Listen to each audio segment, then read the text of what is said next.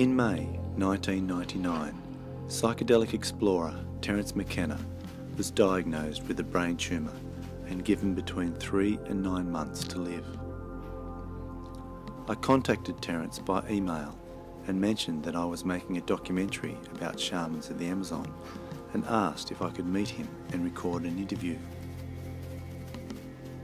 Flying back home from the Amazon on December the 9th, 1999, just 4 months before he died, Terence gave me one of his last interviews at his home on the Big Island of Hawaii.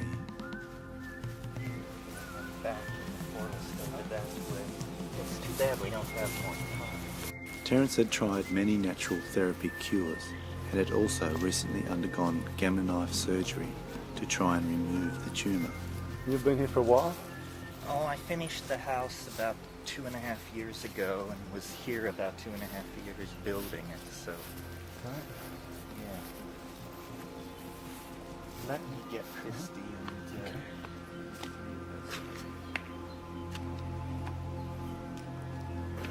Everyone was hoping for a miracle.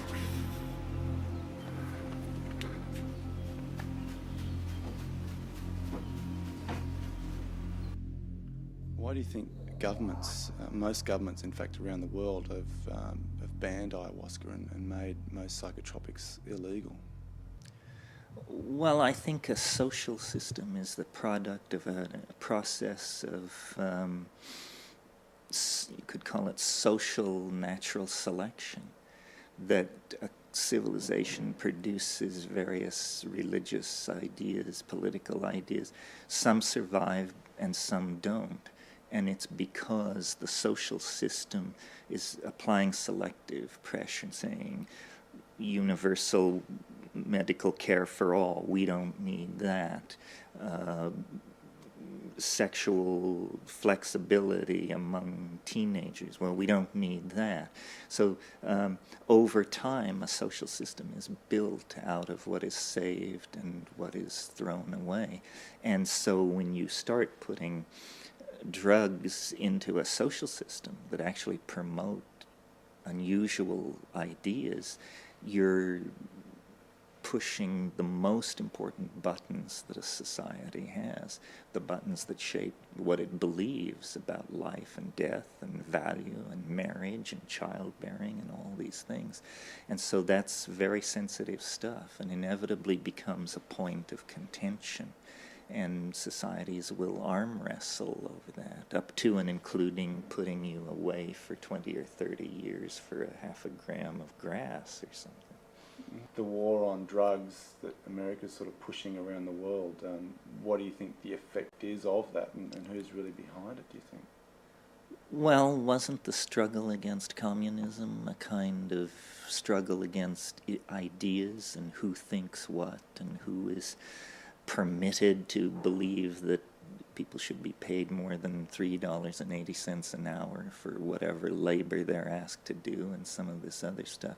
So capitalism, if it doesn't have enemies, it will create enemies. It will point out these people or these people.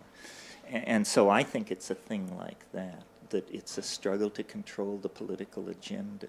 And I'm not a Marxist, I don't have much patience with that, but I do think how Marxism has talked about the value of work and worth and the productivity of the masses and all that rhetoric carries right over into the so-called war on drugs, which is really a war against other people's values. It's a continuation of the Holocaust and cultural genocide and all the other efforts made by the phenomenal success of capitalism to shove its agenda down other people's throats. What do you feel about the fact that people could be put in jail for 12 years for drinking this stuff? Well, it's a disturbing tendency. I mean, it means that at least the U.S. government has made a decision somewhere to push hard against this, which is always the first strategy. The first strategy is push hard against some trivial thing, cannabis or LSD or something like that. And then once defeated in that strategy, Then there is usually a period of negotiated, an effort to create some kind of negotiated settlement. And then once that fails, there's usually a squaring off, and the issue is minimalized and translated into something trivial, and we move on to the next great social issue. Crazy.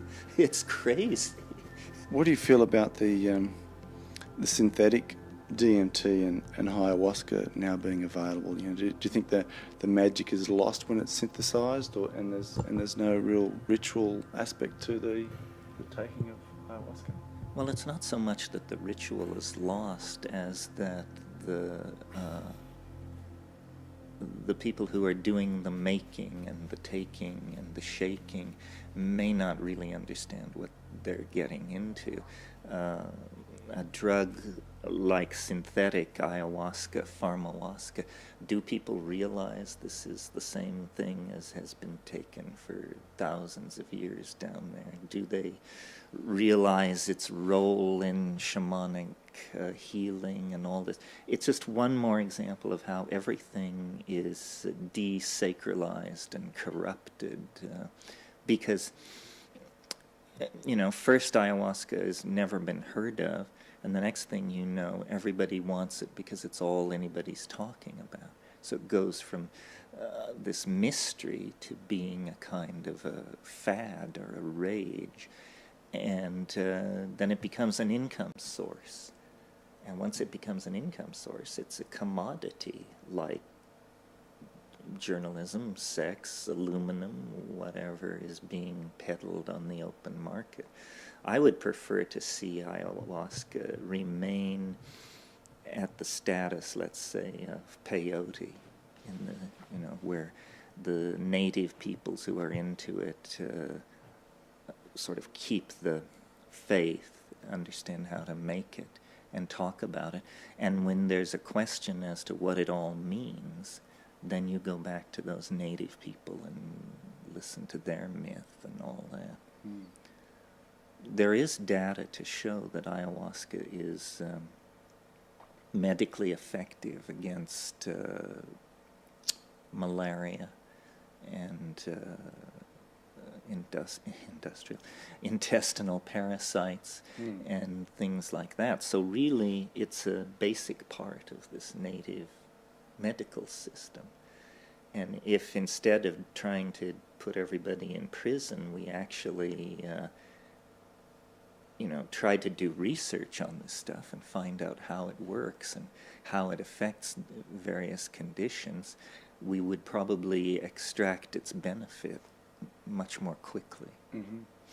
Yeah. Okay, so what about the combination of ayahuasca and the psychotria viridis? That seems to be a magic combination. How is it that the DMT is able to be absorbed in the stomach, whereas if you could just explain that relationship. Well, it involves the interrelationship between a brain-mind system that has had all the monoamine oxidase taken out of it pharmacologically. And all these psychoactive drugs seem to have a bigger, more dramatic impact in the presence of a lowered MAO threshold. And how this was discovered by Amazonian Indians millennia ago and not discovered by Western science till 1956 or something is just one of those peculiar facts about ethnobotany and ethnomedicine. But it's certainly true that you have a much more dramatic effect with the two in combination. How many of these kinds of facts of folk science are out there to be discovered, we don't really know yet, but slowly it's all being unraveled. It's never been explained, why there are so many plant psychedelics in the New World. The jojoba snuffs, the ayahuasca, the mushrooms in the New World, Salvia divinorum. All of these things are New World, and this has been a social phenomenon, the exploration of which has been pretty much pushed by New World anthropologists and philosophers. If we'd had to depend on European philosophy for the content of the century, we'd all be reading Jacques Derrida and those kind of people. So it's a local phenomenon that's become global. The way we value the earth, the way we value commodities, the way we extract them and manufacture them into saleable goods, this will all be seen in a different way, I think. And again, it's an issue of capital and labor and how you value what you put your life into and that sort of thing. Well, what the shamans know that we don't is which plants, how, and where. And it took a long time to figure this out. They didn't invent the calculus. They didn't, sailing vessels of great speed and power. None of that was pursued. What was pursued was these vegetable entities that can be coaxed out of the plant world.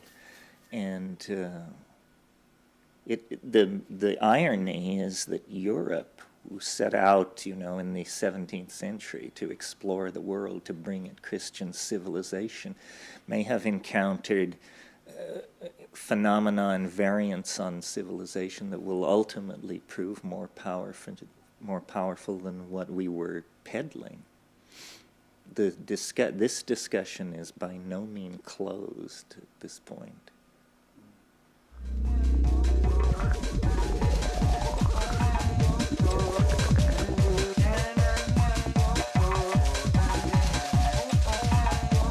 I thought I knew a lot about psychedelics before I encountered DMT, and it showed me that I knew virtually nothing.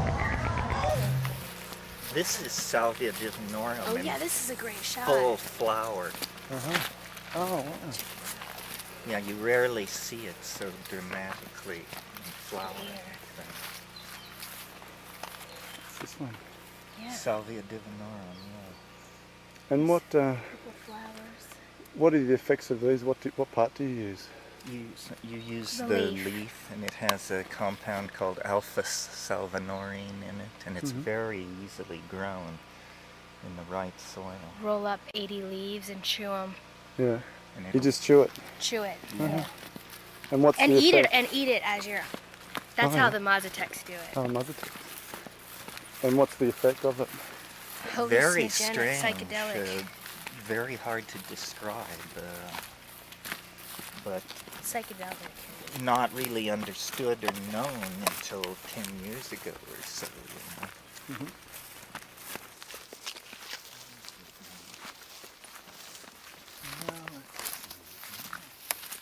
See the salvia all through here. Uh-huh. And what's the legal status of that? It's It's legal. completely legal. Amazingly enough. Well, let's see.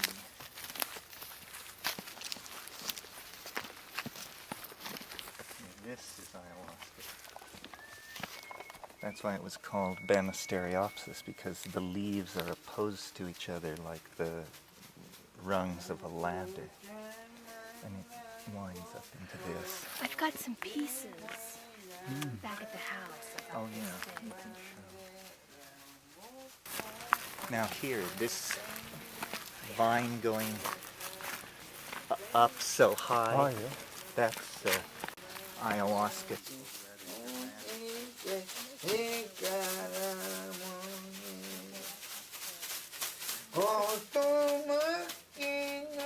Well, I think the shaman offers an immense example of courage.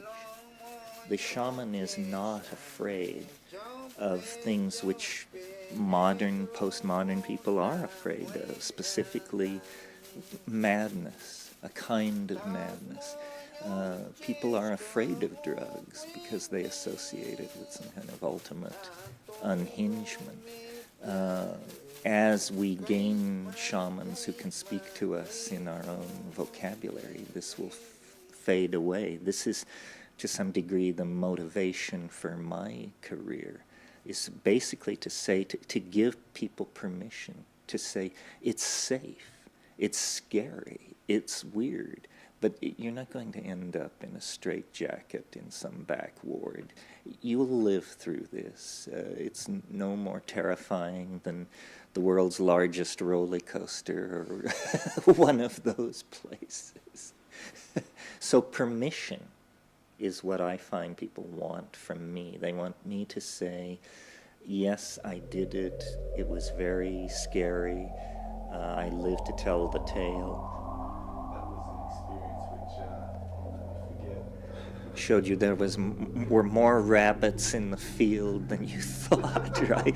That's one way I've been wondering how to explain it. I mean, I know it's nearly beyond explanation, but for you, what happens for you when you smoke DMT? I go to a place where language finds it very hard to pull over and look around. It's almost as though it takes you to a world that is not Englishable, and I suppose Germanable and so forth. But as a native speaker of English, that's what it looks to me like is happening, that the vehicle of language can only... Breaks down. Yeah, it breaks down, and no matter how you try and claw the air, it doesn't quite come over and give itself to you. So that's fascinating to me as a writer and a storyteller and someone with an interest in narrative and all that. The idea that there would be realities that you couldn't wrap a description around is fascinating, and it grows more fascinating as life moves along. It seems like a miracle, you know, an absolute miracle of some strange sort in the area of cognitive construction is taking place. How can someone benefit from that experience? Well, some philosophers would say such a thing is impossible. There aren't unspeakable realities. Somebody else would say, well, it's this or it's that. So it sheds light on certain questions of philosophy and heuristics and all that seems to me that it gives real answers. I mean, maybe you don't believe these answers, but I know a convincing argument when I see it. And if anybody with argument could do to you what DMT does to you, you'd embrace it in a hurry. What about ayahuasca? I mean, what do you think are the main benefits from people taking that in a ritualistic sort of context? Well, we're long away from ritual, and I think rituals are what we need. That's why we create sports leagues and beauty pageants and all these things, simply to reassure ourselves that in these ritual confined spaces, these energies can be held, and it's the part we are most distant from. And do you think you need a shaman to take you on those rituals, or is the plant itself enough? No, the plant is more impressive. If it were a shaman, people would say, well, it's show business. I mean, I saw a guy cut a woman in half on stage once, or I saw this, or I saw that. But I think the fact that, in the case of DMT, a match head-sized piece of orange wax can pull your entire philosophical world out from under you in about 15 seconds is very, very interesting. I mean, how long did it take you to learn to talk? 2 years or a year and a half? How long does it take you to DMT? Oh, about 30 seconds, So it's very interesting. We've created enough alienation that it seems as though we are going to explore the uses of these shamanic technologies. So the high-tech culture, the scientific and materialist culture, seems to have made a choice to explore these things, and the shamanic Aboriginal culture seems to have made its choice. But it's going to integrate while we're going to, have another one of these socially destructive debates about law and order and obligation and all the rest of it. That seems to me to be a waste of time. What do you think ayahuasca has to offer humanity at this point in time that changes the millennium? Well, all boundaries are dissolving. That's what the end of the millennium means. It means that, the tribes of the Amazon basin, the tribes of the New Guinea highlands, the tribes of Oxford and Cambridge, everything is dissolving, and humanity is reaching a kind of plural consensus.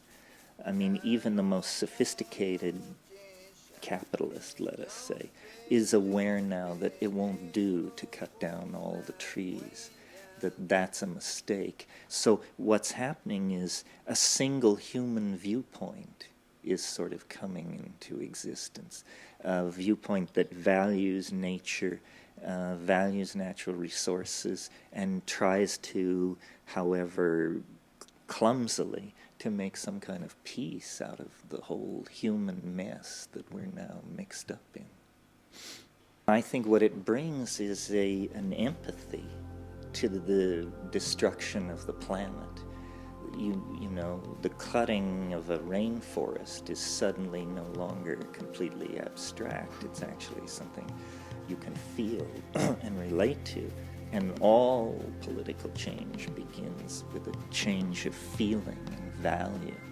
So, if we begin to see the Aboriginal people of every continent as the holders of this knowledge, they will begin to look not so naive, not so foolish or something like that, but actually as sophisticated people who have developed a working relationship with these powers and things.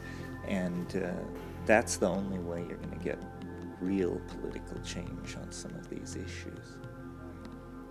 If we were having this discussion 30 years ago, we would not be talking about ayahuasca, we'd be talking about mushrooms and their potential and So I think the plants change, the drugs change, but the challenge stays the same, and the challenge is to build a humane and human world without doing damage to the humanity that's already in it.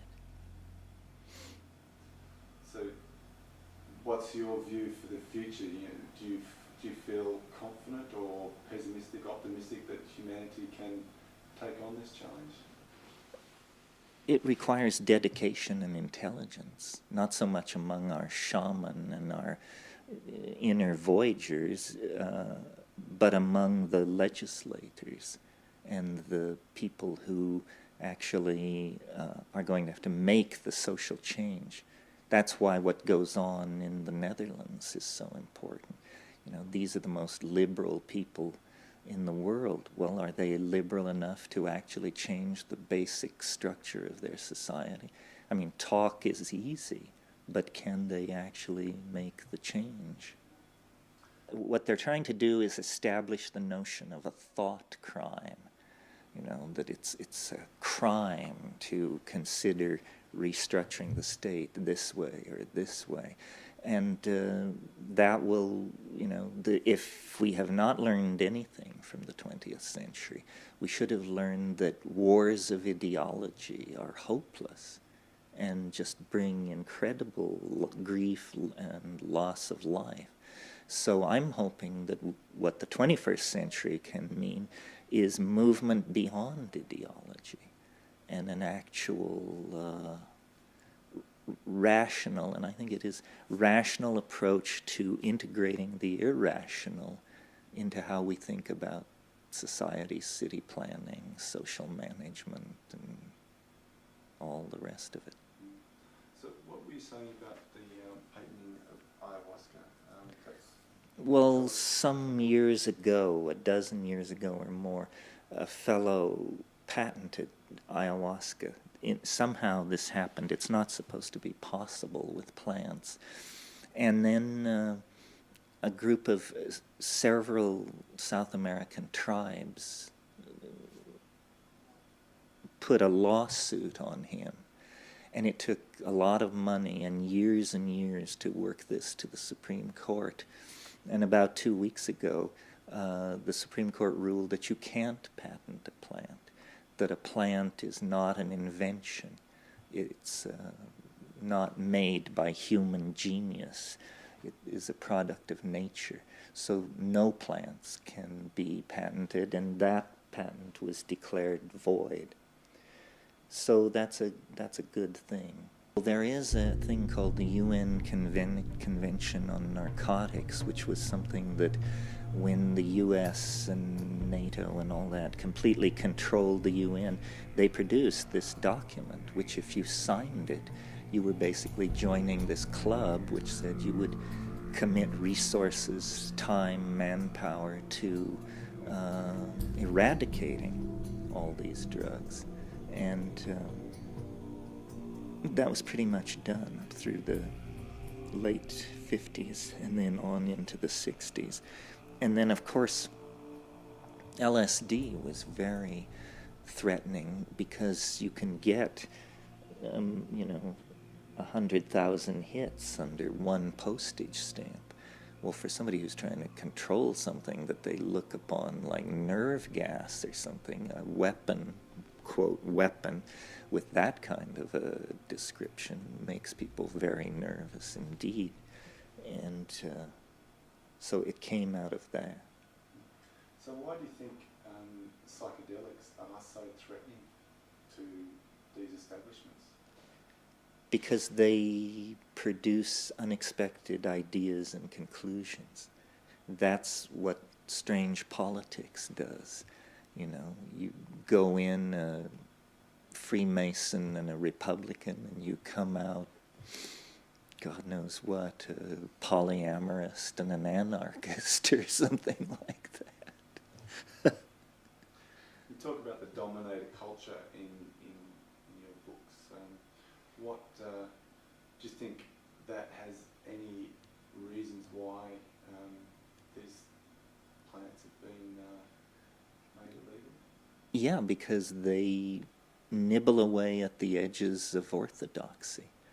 I mean, once you get the idea that a mushroom can talk to you in your native language and propose various things, life never looks quite the same again, I mean, in a sense, you could say civilization was the journey from fairyland to scientific materialism.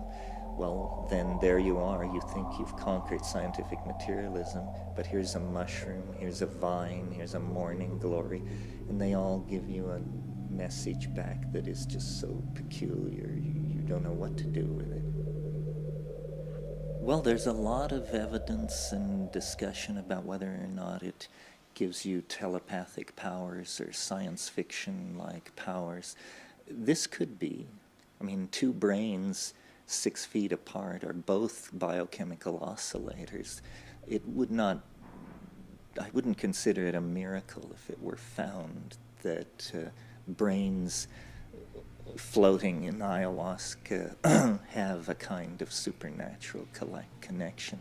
And if the tendencies of past history are to continue, that's what it would have to be, that we're on the brink of designing drugs, of moving our technological design process to a point where we can actually design drugs that extract power from them that we never had or dreamed of before.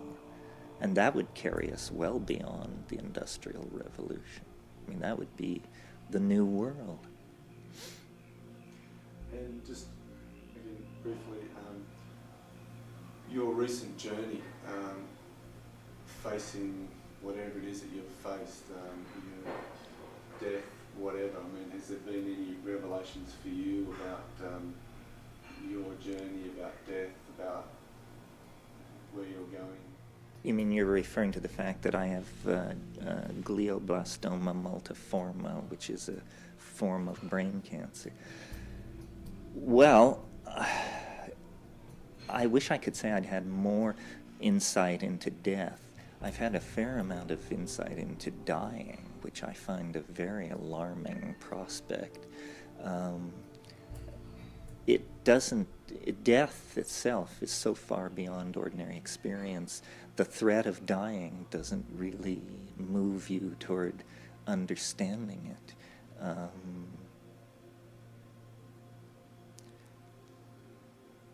Death is the great mystery around which religions are built, and being able to say, I know what it is, I know how it works, is the way you start a congregation and get a little community going.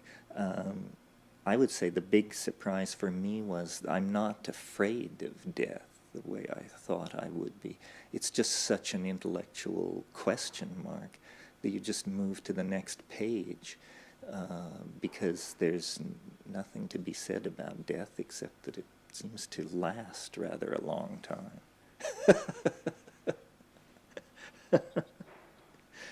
If you have one thing that you wanted to say to people from all your learnings that you've had, through your life, what would that one message be to someone? That following your own curiosity is a better method for exploring the world than any of the methods offered. Sheer curiosity is the thing that I've always let carry me along, and I have no regrets about any of this. I think it's worth the life to put these issues in front of people.